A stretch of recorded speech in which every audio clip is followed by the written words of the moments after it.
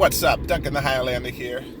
On this January 28th, I am zipping along here. January 28th, it's a Sunday as well.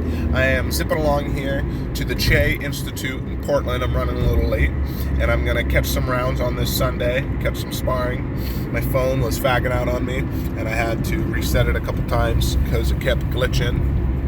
I cut my hair, shaved my beard. Not my beard, but I shaved my mustache. And yeah, that's basically the little things that have changed between now and then. So what's cool about getting some sparring at Che's, I'm still fucked up my neck on Monday doing grappling with my jiu-jitsu instructor. We were going, I kind of egged him on. I was trying to, you try to get better, iron sharpens iron. So I was trying to piss him off a little bit, and I was like saying I was going to beat his ass. And of course he came out and he was like, all right, I'm going to tap you as fast as I can, and the second I tap you, like, you're done. And I was like, all right, let's go. And we ended up going for 5 minutes, but he was fucking, every time he got me in a submission, he was, like, trying to kill me. So I got out of a lot of submissions, but he was trying to kill me. So it wasn't like I got, I'm still got sore. So at one point, we were in the gi, and he was able to he was on top, and he basically put his shoulder and his elbow in my face, and he had my head facing the opposite direction and pushed it down and put a lot of stress on my neck, basically. So from that Sunday, all of that week, it was a Sunday, not a Monday. So from basically all of last week to now, my neck's been killing me. So I haven't really trained much.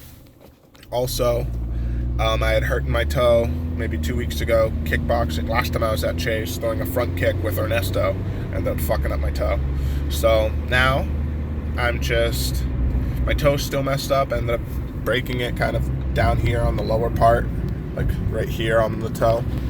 I don't know if that actually worked at all, but it is what it is. I'm wearing some wrestling shoes, gonna get some rounds in. But so last night, there was the UFC in Charlottesville, Brunson versus Jacare, and I'm not gonna lie, I was kind of torn on whether or not I wanted Jacare or whether or not I wanted Brunson, because I'm Brazilian, I'm half Brazilian, and I wanted, like Jacare, and I love his name, Jacare. I think that's badass. When I first found out that Jacare meant crocodile or alligator, crocodile, I thought that was super cool. I think that's just an awesome name. I love his jiu-jitsu. I love when you find out that in like this jiu-jitsu tournament, he had got his arm broken and he still managed to win. Like when you find out all these things, like how can you not be all about, Jacare? You know what I mean? Like he's an animal. He's like Damian Maia, but he doesn't go to his jiu-jitsu nearly as much as Damian Maia does.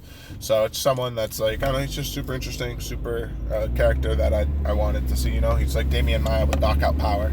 But it doesn't take much for me to become one of your fans, because I'm just a sucker for martial arts. One of the key things that'll make me be your fan is if you like my pictures. And maybe once a week or once every 2 weeks, Derek Brunson likes one of my pictures on Instagram. Motherfucker still hasn't hit me up with a follow. But several times a month, he'll like my things on Instagram. It's happened so many times now that I'm not like as super shocked when I see it. So he's liked, out of all the UFC fighters that's not currently following me, he's probably liked my pictures and shit like that the most.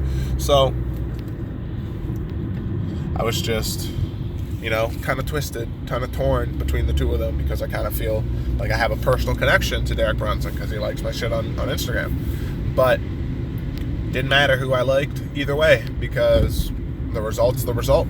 And Jacare was able to land that high kick. Now, a lot of people are just saying that it was just a flush or just a naked kick, which means there's no setup or anything like that. Now, I don't know if this is something that he did on purpose, or if this is something that that just happened to happen. But one of the things, I almost don't want to give this away, one of the things I do prefer to do, and if you're this deep into the video, then you're going to get this little knowledge, I guess, from me. But one of the things I like to do is I do like to try to throw my roundhouse kicks high if I know they're blocking. Now, when I say high, I don't mean to the head. I'm already throwing the kick to the head.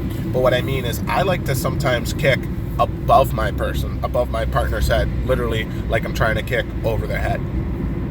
Just trying to cut the scalp. just trying to graze the scalp.